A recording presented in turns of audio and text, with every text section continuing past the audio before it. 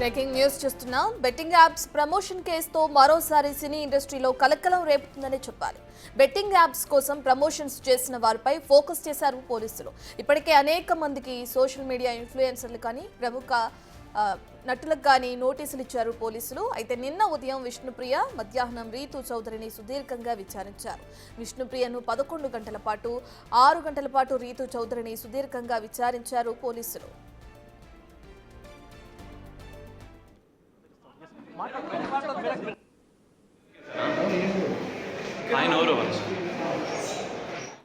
Right, ఇక దీనికి సంబంధించిన పూర్తి డీటెయిల్స్ మా ప్రతినిధి సాగర్ లైవ్ లో అందిస్తారు.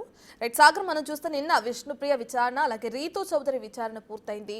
అయితే వాళ్ళని ఎన్ని గంటల పాటు విచారించిన తర్వాత పోలీసులు ఎటువంటి అంశాలని నోట్ చేసుకోవడం జరిగింది, వాళ్ళ విచారణలో ఎటువంటి విషయాలు వెలుగు చూశాయి, ఇంకా బెట్టింగ్ యాప్స్ కి సంబంధించి ఈ రోజు రేపు ఎవరినైనా విచారణకు పిలిచే అవకాశం కనిపిస్తుందా?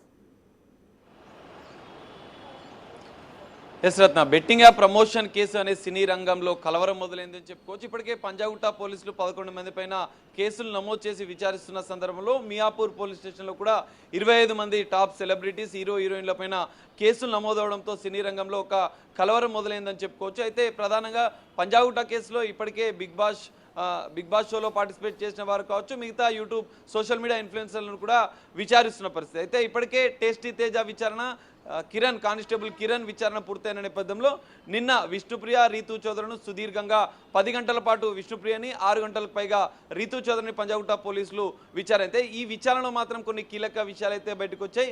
ఆర్థికపరమైన లావాదేవీలతో పాటు బెట్టింగ్ యాప్ ప్రమోట్ చేసిన సందర్భంలో వీరు ఎంత ఆర్థికపరమైన లావాదేవీలు ఆర్జించాలో, ఆయా కంపెనీల ద్వారా ఎన్ని లక్షల రూపాయలు ఆర్జించాలన్న దానిపైన కూడా పోలీసులు విచారణలో ఫోకస్ పెట్టినట్లుగా కూడా తెలుస్తుంది. అయితే విష్ణుప్రియ మాత్రం దాదాపు 3 యాప్స్కి 15 వీడియోలు ప్రమోట్ చేశానని విచారణలో ఒప్పుకున్న నేపథ్యంలో ఆమె విచారణకు సంబంధించినటువంటి వీడియోలను, స్టేట్మెంట్ను రికార్డ్ చేసిన పోలీసులు ఆమె ఆర్థికపరమైన లావాదేవీల బ్యాంక్ స్టేట్మెంట్ కూడా పరిశీలించినట్లుగా కూడా తెలుస్తుంది. అయితే ఇక్కడ రీతు చౌదరి విచారణలో కొంత ఉత్కంఠ నెలకొందని చెప్పొచ్చు. అయితే పూర్తిగా విచారణకు సహకరించని రీతు చౌదరి తనకేం సంబంధం లేదు, తనకు అసలు ఈ బెట్టింగ్ యాప్స్ ప్రమోషన్తోనే సంబంధం లేదు, తాను ఉద్దేశపూర్వకంగా చేయలేదు, విష్ణుప్రియ ప్రోద్బలంతోనే ఆమె చెబితేనే చేశానని చెప్తున్నారు. కానీ ఇక్కడ చట్టం అందరికీ సమానంగా ఉంటుంది, రీతు చౌదరి అయినా విష్ణుప్రియ అయినా ఇంకా ఎవరైనా. కానీ ఈ నేపథ్యంలోనే పోలీసులు విచారణలో ఆమె సహకరించిన నేపథ్యంలో వీరిద్దరి ఫోన్లను పరిశీలించిన అనంతరం విష్ణుప్రియ ఫోన్ని తిరిగి ఇవ్వడం అనంతరం రీతు చౌదరి ఫోన్ మాత్రం పోలీసులు సీజ్ చేశారు. ఎందుకంటే